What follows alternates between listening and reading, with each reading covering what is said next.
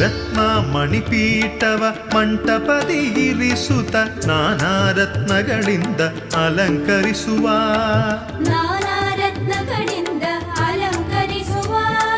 ಸತ್ಯದ ಸಾಕಾರ ಶ್ರೀ ಮಂಜುನಾಥನ ಮಣಿಮಯ ಮಂಟಪದಲ್ಲಿ ಸ್ಥಾಪಿಸುವ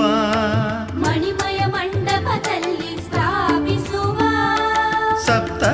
ಸಾಗರದ ಶುದ್ಧ ಜಲವಾದಂದು ಕೃತ್ತಿವಾಸನ ಆಕೃತಿಗೆ ಅಭಿಷೇಕಿಸುತ್ತ ಆತ್ಮೋದ್ಧಾರಕ್ಕೆ ಅಣಿಯಾಗುವ